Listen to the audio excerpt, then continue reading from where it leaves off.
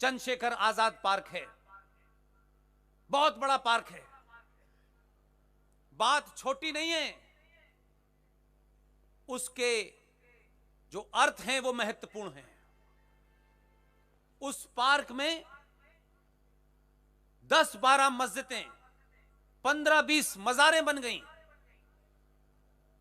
सवाल खड़ा हुआ कि ये मज़ारें यहां कैसे पैदा हो गई भाई? कुछ लोग बोले तुम कहां हाथ डाल रहे हो? हमने कहा विष्णु शंकर पूरी टीम हमारे पीछे तुम्हारे पीछे खड़ी हुई है, तुम लड़ जाना, अंतिम सांस तक लड़ेंगे। विष्णु शंकर जैन ने इलाहाबाद हाई कोर्ट में पिटीशन दाखिल की कि यह सरकारी पार्क है, इस पार्क के अंदर कैसे ये 85 मज़ारें और मस्जिदें बनी, ये सार्वजनिक संपत्ति के ऊपर नाजायज तरीके से बनी है। जरा अनुमान लगाइए, कोविड चल रहा था और विष्णु शंकर जैन कुरान का इलाज कर रहा था। विष्णु शंकर जैन की पिटीशन वर्चुअल सुनवाई हुई। इसलिए मैंने कहा है कि आप सब मिलकर अगर कोई नारा लगाएंगे तो वो आवाज खाली नहीं जाएगी, इस ब्रह्मांड में गूंजेगी, किसी ना किसी को सुनाई देगी। यूट्यूब के माध्यम से सुनाई देगी, फेसबुक के माध्यम से सुनाई देगी, जरूर सुनाई देगी, मेरा ऐसा विश्वास है। 4 अक्टूबर को वर्चुअल सुनवाई से दिल्ली में बैठ करके इलाहाबाद हाई कोर्ट में पिटीशन की सुनवाई हुई। तर्क और रेफरेंस इतने ताकतवर थे विष्णु शंकर जैन के, ये उसका भाग है, ये भारत राष्ट्र का भाग है। ये घटना भारत के सनातनियों को जगाने के लिए, उनमें विश्वास पैदा करने के लिए आपके बीच में सुना रहा हूं। आप सब एक चलता फिरता न्यूक्लियर बम हैं। अपनी ताकत को पहचानिए, अपने आप को इतना बौना मत करिए कि किसी विचारधारा और किसी पार्टी के गुलाम हो जाएं। मैंने कहा इसमें जब भी चुनना हो तो राष्ट्र को चुनिएगा, दुनिया आपकी गुलाम हो जाएगी। विष्णु शंकर जैन ने जिस दिन पिटीशन डाली वो नहीं जानता था कि किस बेंच को जाएगी। आप इसका भाग्य देखिए।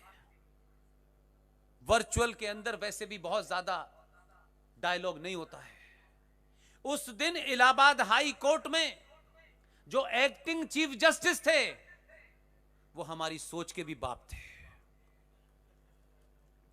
उनकी कोर्ट में सुनवाई हुई, पूरे तथ्य रेफरेंस के साथ दिल्ली में बैठ करके पूरी टीम ने सुनवाई की। शाम 5 बजे जब ऑर्डर आया तो पता है वो ऑर्डर क्या था? ऑर्डर में चीफ जस्टिस साहब ने कहा कि जितनी भी ये नाजायज मस्जिदें और मज़ारें बनी हैं, 8 अक्टूबर तक इनको हटा करके मुझे रिपोर्ट किया जाए।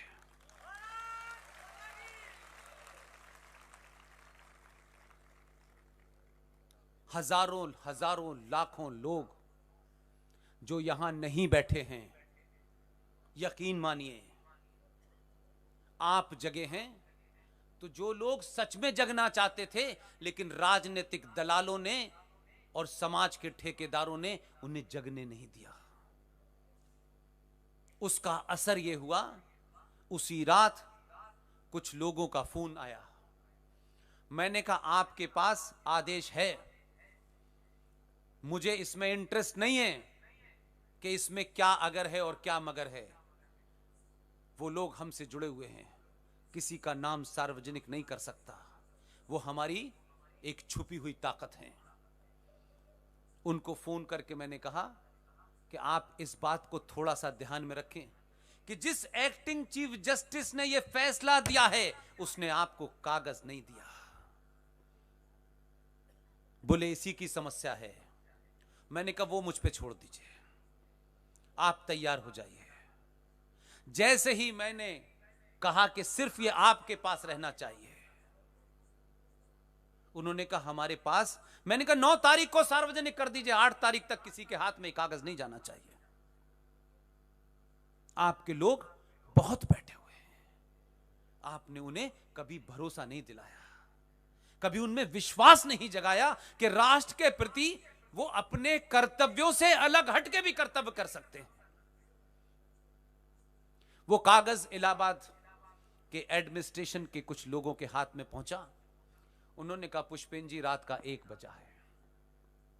रात के 2 बजे एल्फ्रेड नेशनल पार्क पंडित चंद्रशेखर आजाद ने जहां अपने को गोली मारी थी, जहां कांग्रेस के एक सबसे बड़े दलाल लीडर ने अंग्रेजी सिपाहियों को उनकी मुखबरी करके बताया था और वो अंग्रेजों की गोली से नहीं मरना चाहते थे, उन्होंने अपनी रिवॉल्वर से अपनी गोली सर में मार ली थी। उस पार्क को रात के 2 बजे सीआरपी ने घेर लिया और वो अमला बुलडोजर लेके गया। छोटे भाई का पजामा, बड़े भाई का कुर्ता पहने हुए लोग ये समझ गए कि अंदर एक्शन हो रहा है। आवाज नहीं निकाली। वो मज़ारें, वो मस्जिदें जो नाजायज थीं, उसका मलबा रातों वहां से निकाल के कहां कूड़े में फेंका है, मिल नहीं रहा। इसलिए मैं कह रहा हूं कुछ दिनों के लिए, कम से कम 5 साल के लिए, 5 साल के लिए मैं भीख मांग रहा हूं आपसे, अपने लिए नहीं मांग रहा।